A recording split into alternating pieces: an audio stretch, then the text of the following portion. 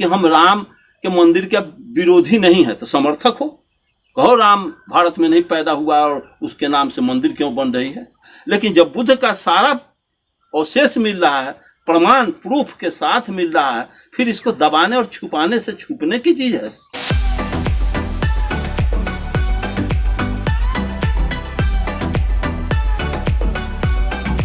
Hello friends, मैं गौतम कुमार आप सबको एक बार फिर से अरिजीत सिंह के ऑफिशियल टी चैनल में स्वागत करता हूं। साथियों, मेरे साथ एक बार फिर से माननीय अरुण कुमार गुप्ता जी जुड़ गए हैं और आज उनसे जानूंगा बड़े ही गहरी विषय पे, जो अभी अयोध्या में राम मंदिर बनने के लिए जो समतलीकरण का काम चल रहा था, उस समतलीकरण के दौरान वहां पर सम्राट अशोक और गौतम बुद्ध से संबंधित बहुत सारे अवशेष मिल रहे हैं। टीवी मीडिया यानी कि गोदी मीडिया के माध्यम से वो शिवलिंग बताया जा रहा है। इन्हीं सारी विषयों पे आज माननीय अरुण कुमार गुप्ता जी अपना विचार प्रकट करेंगे। और तो बताइए कुछ इस पे। देखिए, भारत में बुद्धों का एक प्राचीन इतिहास है। महामना बुद्ध जिस मानवतावादी दर्शन को समाज में स्थापित करने का काम किया, जो देश में पाखंड और अंधविश्वास का वातावरण चल रहा था, ब्राह्मणवादी व्यवस्था चल रही थी, उस समय बुद्ध का आगमन हुआ। बुद्ध इस व्यवस्था को देख करके काफ़ी हैरान हो गए, काफ़ी खिन्न हो गए और उन्होंने एक पदार्थवादी सोच को डेवलप करा करके इस पर दार्शनिक व्याख्या और विश्लेषण करना शुरू किया। और इस देश में ब्राह्मणों ने जितना इस देश को बर्बाद नुकसान करने का काम किया, उससे कम में मुसलमान और अंग्रेज किए। अधिक कहर ब्राह्मणवाद का भारत में चला, जिसका नतीजा हुआ कि बुद्ध इस भारत में सफल हुए जीवन में। उनके मरने के बाद असफलता में कन्वर्ट कर दिया गया। तो बुद्ध ने जो विचार रखा, इतना व्यापक, सरल और स्वच्छ विचार बुद्ध रखा, तो बुद्ध के मानने वाले आज भी चीवर धारण करके, अरे आज जो हम देख रहे हैं कि बुद्ध का वहाँ राम जन्मभूमि बाबरी मस्जिद के विवाद के जगह पर अब तीसरा विवाद खड़ा हो गया। अब राम जन्मभूमि और बाबरी मस्जिद को 5 एकड़ जमीन मिल गया, राम जन्मभूमि वहाँ बनना शुरू हुआ, राम का मंदिर बनना शुरू किया। और एक भंते कहते हैं कि हम राम के मंदिर के विरोधी नहीं है तो समर्थक हो, नहीं समझ रहे हैं। अरे हंसना गाल फुलाना एक साथ होगा, खाना नहाना एक साथ होगा। कि मैं राम मंदिर का विरोधी नहीं हूं तो भगवा खोल क्यों रहे हो, कहो राम भारत में नहीं पैदा हुआ और उसके नाम से मंदिर क्यों बन रही है, ऐसा क्यों नहीं कर रहा है। और मैं राम के मंदिर का विरोधी नहीं हूं और तो बुद्ध के तुम विरोधी हो। जो बुद्ध का विरोधी होगा वो राम का समर्थक होगा। राम का मंदिर भी बने या बुद्ध का मंदिर बने, दोनों एक साथ नहीं हो सकता। इसलिए मैं उस बौद्धिस्ट अभी बौद्धिस्ट उसका यूट्यूब पर मैं देखा हूँ, उसको शर्म आना चाहिए कि भगवान बुद्ध का उसमें प्रतिमा, उनका अवशेष क्या क्या मिल रहा है। अरे भगवान बुद्ध, तुम तो बुद्ध को गाली पढ़ रहे हो। भगवान बुद्ध तो भगवान शब्द का विरोधी थे, भगवान का विरोधी थे। बुद्धे को तुम भगवान बना के ब्राह्मणवाद का झंडा फहरा रहे हो। बौद्धिस्ट भी चीवर धारण करके तुम गाल फुला के बोल रहे हो। ये बुद्ध के नाम पर कलंक है। ये सारे बौद्धिस्ट चीवरधारी लोग, ये लोग भी चीवरधारी लोग सारे के सारे अगर ईमानदार होते, पाखंडी नहीं होते, अपना रोजी रोटी, अपने दुकानदारी अगर ये जो आज चला रहे हैं बुद्ध के नाम पर, ये अगर होते, मानववादी होते, बौद्धिस्ट होते, सही में बौद्धिस्ट होते, तो आज बुद्ध का इतना बाबा साहब अम्बेडकर के बाद इतना बौद्धिस्ट, लाखों बौद्धिस्ट भारत में है। सब लाखों बौद्धिस्ट अगर चीवर धारण करके झोला उठा के गांव के सिसकती झोपड़ियों में जाके बुद्ध के विचारों से अवगत कराना शुरू करते, व्यापक क्रांति का दौर हो जाता, क्रांति का लहर देश में होता। आज यहाँ भाजपा और आरएसएस का बोलबाला नहीं होता, आज बुद्ध का बोलबाला होता, मार्क्स का बोलबाला होता। आज भी कहते हैं कि हम राम का मंदिर का विरोधी नहीं है। तो जब राम का मंदिर के विरोधी नहीं तो बुद्ध के मंदिर का विरोधी हो। बुद्ध के फिर नाम क्यों ले रहे हो। बुद्ध भी भारत में रहे और राम भी भारत में रहे। या तो बुद्ध भारत में रहेंगे, नहीं तो राम रहेगा। झूठ रहेगा, नहीं तो सत्य रहेगा। अगर सत्य को स्थापित करना है तो झूठ को झूठ कहना होगा। राम झूठी बात है, राम हुआ नहीं। अगर राम को सत्य मानते हो तो हनुमान को भी मानना होगा सत्य, और राम को जब सत्य मानते हो हनुमान को तो ये भी सत्य मानना होगा कि राम धनुष उठा के तोड़ दिया था। उस धनुष को 3,000 10,000 भूपवीर उठाए थे, तो चिंटी पिपरी के जैसा लोग उठाए थे। धनुष कई किलोमीटर का था। ये कपोल कल्पित बात, मनगढ़ंत बात को तुम सत्य मान करके तुम बुद्ध के नाम लेकर के बुद्ध को हराने का काम कर रहे, बुद्ध को तिरस्कृत करने का, अपमानित करने का काम कर रहे, फिर ये चीवर धारण करके अब विज्ञापन देते हो।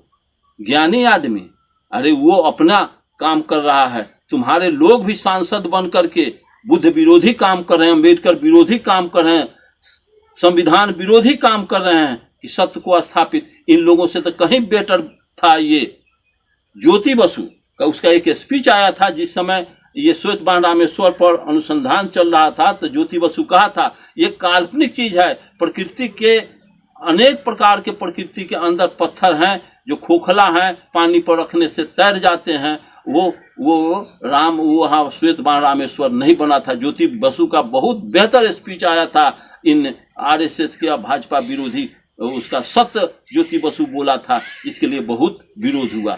तो भंते जी आप चाहते हैं कि मतलब बुद्ध को के आड़ में शिकार करना चाहते हैं, वो शिकार संभव नहीं है। बुद्ध को एकदम स्पष्ट, जिस तरह से बुद्ध सत्य को नग्न करके रख दिया कि मानो नहीं तो जाओ, ऐसी व्यवस्था करो। सत्य को सत्य के रूप में रखोगे तो नग्न रखना ही होगा, सत्य को सत्य के रूप में रखना होगा। उसमें नमक मरीच मिलाकर, नमक मसाला मिला करके चटकार नहीं बनाना होगा। खिस्सा कहानी राम के जैसा कि राम थे, अयोध्या में शादी करने गए तो ऐसे कर दिए, पहाड़ हनुमान उठा लिए। इसमें ये रंग मसाला लगाने की चीज नहीं है। बुद्ध अपने आप में पवित्र व्यवस्था है, पवित्र व्यक्ति है। बुद्ध त्यागी फिगर थे और इस तरह की बात, और बुद्ध को भगवान कहना बुद्ध को गाली देने के बराबर है। इसलिए मैं ऐसे भंते, ऐसे व्यवस्था का मैं विरोधी हूँ। ऐसे सत्य को सत्य के रूप में मैं रखना और जानना चाहता हूँ। यहाँ के जितने भी बैकवर्ड के पढ़े लिखे लोग हैं ये साक्षर हैं, ज्ञानी नहीं है। बुद्ध ज्ञानी थे, कबीर एक अक्षर भी नहीं पढ़े थे, स्कूल का मुंह भी नहीं देखे थे। परिया रामा स्वामी 5वां 6ठा पास थे और महा ज्ञानी व्यक्ति थे। ज्ञान अलग का विषय है और शिक्षा अलग का विषय है।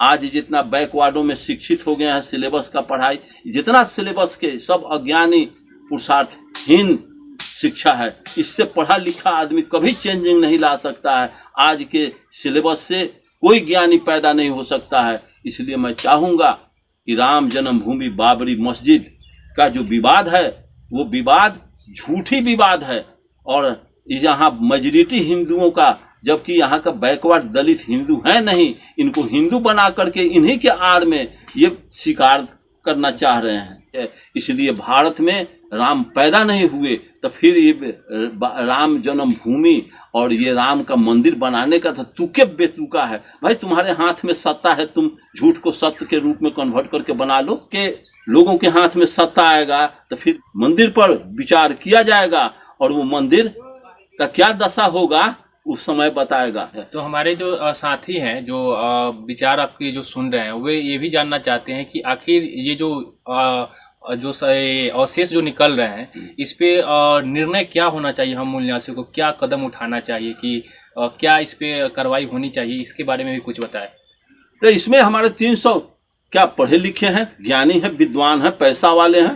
300 सांसद आज इसी मुद्दे पर 300 सांसद रिजाइन लिख दे। मैं कह रहा हूं कि ये पुरुषार्थ लावे लोग, ये 300 सांसद पुरुषार्थ लावे, आज रिजाइन कर दें भाजपा से इस मुद्दे पर कि बुद्ध का यहाँ अवशेष मिल रहा है, यहाँ राम का उचित नहीं है, राम का मंदिर बनने का। अगर खुदाई में अगर नहीं निकलता तो हम लोग भटक जाते, चुपचाप रह जाते कि अच्छा बना रहा है, उसके हाथ में सत्ता है, बनाए। लेकिन जब बुद्ध का सारा अवशेष मिल रहा है, प्रमाण प्रूफ के साथ मिल रहा है, फिर इसको दबाने और छुपाने से छुपने की चीज है। ये सारा भारत का करोड़ों अरबों आदमी देख रहा है, दुनिया के लोग देख रहे हैं, और तुम इसको इस पर पर्दा डालना चाहते हो। इसी बिंदु पर आज यहाँ के राष्ट्रपति को भी चाहिए रिजाइन कर देना चाहिए। हटाओ, जब सत्य पर पर्दा डालने के लिए मैं राष्ट्रपति नहीं हूँ। यहाँ का प्राइम मिनिस्टर को भी रिजाइन कर देना चाहिए। यहाँ के 330 बैकवर्डों को, 301 बैकवर्डों को, सांसदों को रिजाइन करके हट जाना चाहिए। इसी समय फैसला हो जाता। कोर्ट से कर कोर्ट तो मेजॉरिटी देख करके डिसीजन देती है। कोर्ट सरकार के दबाव में आकर के डिसीजन दी है। अगर आज भारत का करोड़ों करोड़ दलित पिछड़ा अगर सुसज्जित रूप से अगर आंदोलन खड़ा करें, आज भी टाइम फिक्स हो जाएगा। लेकिन सारे लोग पाखंड से जुड़े हुए हैं। ऐसी व्यवस्था को हमें सोच बूझ करके करना चाहिए। और भारत जिस दिशा में जा रहा है, भारत का सर्वनाश लिखा हुआ है। बीज उगते हैं सदा सड़ जाने के बाद, अब खुली हमारी आंखें सब बिगड़ जाने के बाद। जब यहाँ के 90% बैकवर्डों को जब फिर गुप्त काल के बाद जो राजपूत काल में ब्राह्मणवादी व्यवस्था में जो इन लोगों को तिरस्कृत किया गया कि कमर में झाड़ू, गर्दन में घड़ा, घंटी पहनाया गया है, वो स्थिति इनडायरेक्ट रूप में आने के लिए एकदम तत्पर है और उसी की व्यवस्था किया जा रहा है। तो जैसा कि सिस्टम है, ऐसा तो संभव है नहीं कि जो 300 प्लस जो सांसद है वो रिजाइन करेंगे। लेकिन हमारे समाज में ऐसे व्यक्ति हैं जो महापुरुषों के विचार से काफ़ी अवगत है, काफ़ी लगाव रखते हैं। और ये जो घटना सामने आई है, ये जो अवशेष मिल रहे हैं, इससे काफ़ी उत्सुक है। वो चाहते हैं कि नहीं वहाँ पर ये सारी गलत चीज़ों को अंजाम न दिया जाए। अगर बाबा गौतम बुद्ध का अगर अवशेष मिल रहा है तो वहाँ पर गौतम बुद्ध की ही कुछ स्मारक वगैरह बनाई जाए। तो कुछ लोग चाहते हैं कि जो लोग अवगत है, जो उत्सुकता दिखाते हैं, रियल मायने में गौतम बुद्ध के विचारों पर चलते हैं और उनके विचार को फैलाना चाहते हैं, तो वैसे जो कम्युनिटी है उनको कैसे आगे बढ़ना चाहिए इस मुद्दे पे, थोड़ा इसके बारे में 2 शब्द कहें ताकि उन लोग को भी थोड़ा मोटिवेशन मिलेगा कि हम लोग क्या करें। सरकार तो कुछ करेगी नहीं। और सरकार कैसे करेगी? सरकार को तो देख रही है सरकार की, जिसकी संस्कृति होती है सत्ता उसी का होगा, जिसका सत्ता होगा समृद्धि उसी की होगी। यहाँ तो ब्राह्मणवादी संस्कृति है, तो सत्ता तो ब्राह्मणवादी लोगों के हाथ में होगा। उसी का जो राग अलापेगा, उसी का जो जाप करेगा, उसी के हाथ में सांसद होगा, वही सांसद बनेगा। ऐसा माहौल ये लोग क्रिएट कर दिए हुए हैं। तो ऐसा माहौल में कैसे राम का मंदिर नहीं बनेगा और बुद्ध का कैसे बन जाएगा? बोले जौन गांव के छीनरा हुए डोली के साथ, हम तो अपना ताकत उसको दे दिए हुए हैं।